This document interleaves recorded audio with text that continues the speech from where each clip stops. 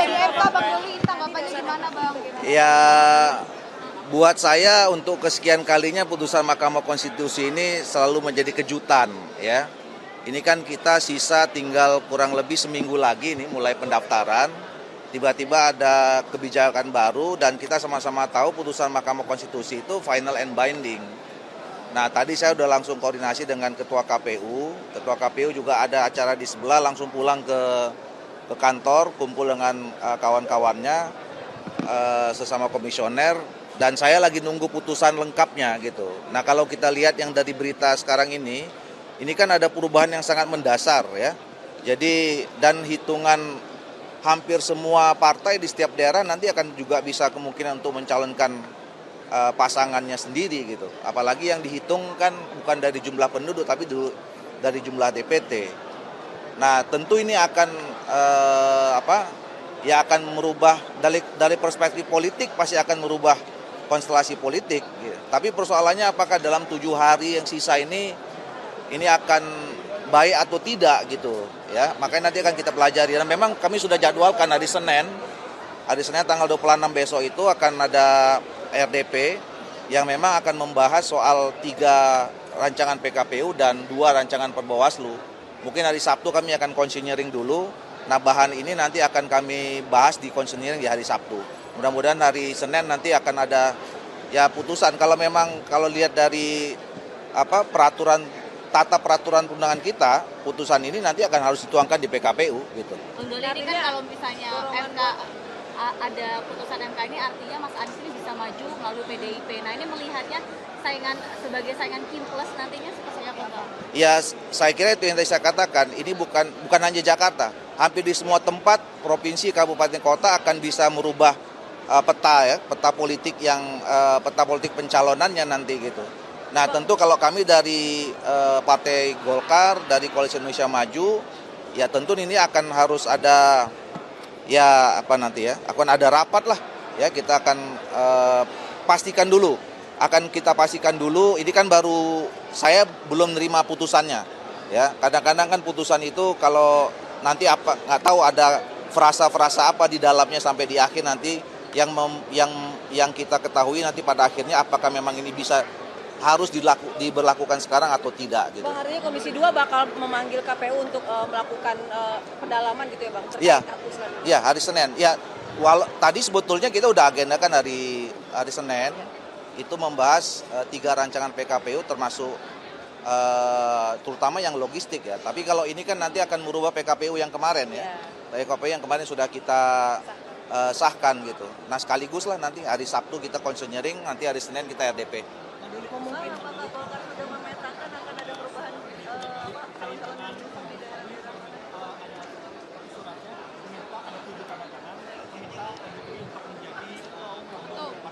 Ini apa nih? Ini yang mana dulu nih? Ini soal PKPU atau apa? Yang soal pilkada, apakah Golkar sudah memetakan di daerah-daerah mana yang akan dievaluasi koalisinya? Belum lah, ini kan ini aja baru nih. Baru berapa 1 jam yang lalu ya saya dapat ya. Makanya saya kira nanti Golkar bersama dengan Koalisi Indonesia Maju mungkin harus duduk bersama lagi ya, memetakan ulang kira-kira nanti pasca dari putusan MK ini seperti apa. Sekali lagi kita tunggu putusan MK ini nanti putusnya salinan lengkapnya seperti apa. Nanti teman-teman KPU mungkin malam juga mereka sudah punya pandangan ya. Saya juga sudah tadi suruh minta teman-teman staf TA di Komisi 2 untuk mengkajinya. Nah, malam nanti bisa akan kita ketahui. Ada kemungkinan perubahan berarti ya, Bang, nama-nama cakada-cakada itu ya, Bang? Ya, kalau secara politik, secara strategi, begitu peraturan berubah, terus kemudian peta kekuatan berubah, ya tentu kita harus menyesuaikan diri gitu. Tapi yakin Kim Plus akan solid, Bang, melihat pemetaan yang akan berubah? Ya, insya Allah selama ini kan kita udah teruji ya. Kita sudah punya success story kemarin di Pilpres. Sejauh ini dalam pemetaan atau pencalonan pasangan-pasangan calon di sekian daerah yang kayak kami misalnya kan kami sudah ada sekitar 27 provinsi, ada sekitar 400 kabupaten kota, semuanya itu pasti sudah dibicarakan. Sebelum kami putuskan, kami sudah bicarakan dengan teman-teman di Koalisi Indonesia Maju. Ini kan PKPU-nya bakal dibahas lagi, mungkin kemungkinan bakal dibahas lagi. Apakah nanti pendaftaran itu bisa diundur gitu, pendaftaran Tapi saya kira ya kalau nanti berkonsekuensi dengan perubahan tahapan atau jadwal, ya saya nggak yakin ya akan bisa sampai kepada perubahan jadwal itu. Karena kan jadwal itu udah ajek ya, itu kan akan berentetan. Kalau kita satu bermasalah atau kita tunda itu akan ada berdampak domino, efek domino kepada tahapan-tahapan berikutnya gitu. Cukup. Perubahan jadwal nggak mungkin kan berarti apa? Ya makanya nanti kita lihat lah, kita lihat hari Senin. Kalau menurut saya agak sulit kalau kita mau merubah jadwal ya. Tahapan ini kan sudah berjalan, sudah diketahui banyak orang gitu. Oke. Abang soal ini Pak Jokowi diminta untuk jadi ketua umum Partai Golkar ini berkaitan Tanggapannya gimana Bang? Ya musyawarah nasional ini kan forum tertinggi ya, forum tertingginya keluarga besar Partai Golkar. Jadi semua keluarga besar Partai Golkar itu yang merasa bagian, yaitu punya hak untuk menyampaikan aspirasinya gitu. Ya termasuk senior-senior itu. Saya kira ya kalau ada yang mengusulkan A, mengusulkan B gitu, saya kira itu tidak dilarang ya dalam forum ini, dalam forum musyawarah nasional ini. Ya tinggal apakah nanti kemudian itu nanti bisa masuk ditangkap oleh peserta Munas, karena kan nanti yang menentukan peserta Munas. Oke, cukup ya. Tadi Pak, ini sekarang MK memutuskan bahwa partai yang tidak punya kursi di DPRD ini bisa mencalonkan gubernur. Artinya ini kan PDIP bisa mencalonkan Pak Anies ya Pak ya. Ini apakah menjadi ancaman untuk Kimpus? Saya hanya boleh komentar ada dua hal. Tentang acara ini dan tentang MPR. Ya, saya baru membaca, mendengar dari media juga, jika itu memang menjadi sebuah keputusan, tentu satu harus dihormati kan, karena kan Mahkamah Konstitusi adalah institusi negara yang mereview urusan perundang-undangan termasuk pilkada. Kalau itu bisa membuat lebih banyak lagi calon-calon pilkada di seluruh Indonesia, termasuk di Jakarta, yang diuntungkan adalah warga. Ya. Karena kan warga akan disuguhi oleh adu gagasan. Makin banyak gagasan yang solutif untuk permasalahan wilayahnya kan makin bagus.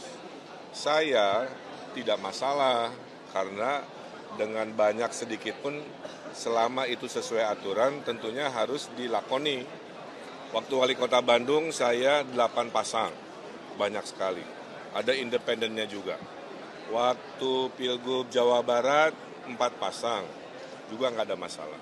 Nah di Jakarta dengan dinamikanya mau sedikit mau banyak, tentunya kita lihat hasil akhir di pendaftaran. Setelahnya yang penting guyup gitu ya, solutif, jangan ada caci maki, ada hal-hal negatif. Anggap pilkada itu adalah sebuah pesta demokrasi. Jadi tidaknya itu garis tangan takdir Allah. Kalau berhasil kita beradaptasi, kalau tidak berhasil kita juga beradaptasi. Tugasnya itu. Kekuasaan Ini kan putusan MK kan membuat Pak Anies. saya kira Ini kan putusan MK membuat Pak Anies. Di antara banyak sumber informasi, kami layak dipercaya. Karena kami menggali lebih dalam, berpihak pada kebenaran, berpegang pada data dan fakta, agar layak Anda jadikan referensi. Kompas TV, independen, terpercaya.